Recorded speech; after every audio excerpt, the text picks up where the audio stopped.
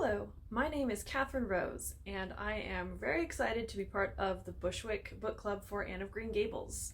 I'm a folk singer living in Washington right now, and I mostly play a lot of Celtic folk music, also some Americana, and just general anything that falls into that very, very broad umbrella. Anything that I hear that I like, basically.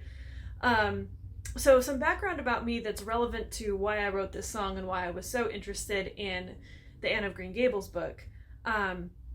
So I had been living in a rural area in Oregon when the pandemic hit, and the result of that whole event was that I ended up coming out as gay and moving to Seattle, quite honestly, mostly because they had a lesbian bar and I was trying to figure out how to gay. The funniest part about that is that I was pretty gay already, so it wasn't too much to pick up, but you know, what was I to know? I was living in a rural area at the time. So Anne of Green Gables, the book, was actually integral to my coming out.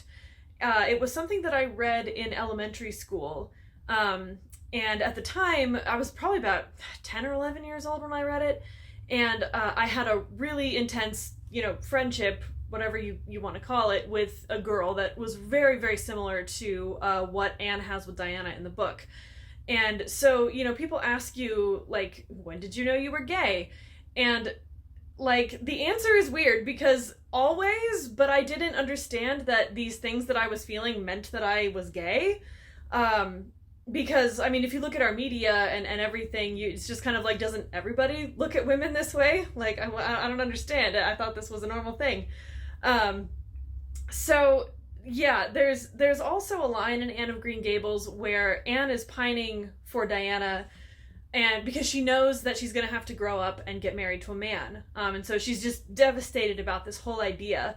And that's kind of what threw me off track. Like, I may have figured this out a whole lot sooner were it not for this book. Thanks, Lucy Maud Montgomery. Because I was like, oh, sure, okay, so, you've got feelings or whatever, but that's not what you do. You grow up and you marry a man, of course. That's just the way of things. Yeah, not so much. But it certainly was at the time. There weren't a whole lot of options for you if you were gay in the late 1800s. But what's really interesting about this is that I was pretty upset for a while because I was like, how dare you, like, this author who's been dead for so many years. I'm like, you thwarted my gayness for so long. But I got curious about it, so I looked her up. I tried to find some biographical information, and actually Lucy Maud Montgomery kept a journal for 53 years and writes very, like, in a lot of detail about her feelings about men and marriage and women and all of these things. So I know she was born in 1874 on Prince Edward Island, where Anne of Green Gables takes place. And she was on track to being a spinster, a woman who remains unmarried. And this was panicking her because she was like, I know that I need to get married. The social pressure was real. And so she ends up marrying this minister. And she writes about him in her diary that she didn't want him for a lover, but hoped that, like, eventually they could become friends. And she writes about being, in general, like, sexually repulsed by men, and in the same vein, like, writing rapturously about how beautiful women are and how much she enjoys their company and the emotional intimacy and all of these things. And yeah, she writes, like, after she gets married to this minister, she has this total panic meltdown, like, this is the worst day of my life, what have I done, I can't believe it, I feel like a prisoner now. So yeah, there are a lot of indications that Lucy Maud Montgomery herself may not have been entirely straight, but it's complicated because in her own diary, like, she writes about this woman named Isabel, who was a school teacher, who became totally enraptured with Montgomery and wrote her love letters. And Montgomery copied some of these out in her journal, but apparently responded to Isabel by saying, I am not a lesbian, and just saying how, in her journal about how repulsed she was by this whole thing. But here's the thing, this happened when Montgomery was in her 50s, and so we would have been into, like, the 1930s at this point. Back in the late 1800s, there was this institution, you've heard of Boston marriages and things like that. Like, the idea of intimacy and companionship between women was not strange. They were called romantic friendships. They didn't really discuss anything sexual with them, but this was just sort of a thing that people knew happened, and they were fine with it by and large. But unfortunately, by the 1900s, there was this new field of medicine called sexology that came about, and it was just intent on finding inversion and perversion, and everything was sexual, and everything was just bad and sexual. So at that point, Montgomery's use of the word lesbian suggests that she knew about this research, which by that point would have started to circulate among non-medical people.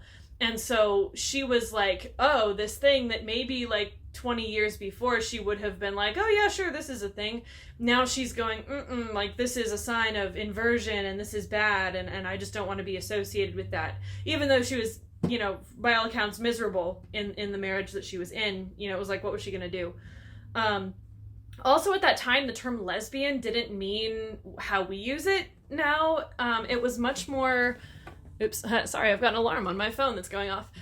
It was much more of a medical, pathological kind of a term, and it was sort of a mix of gender and sexuality connotations, and everything about it was just, you did not want to be called this. It was not a good thing for you.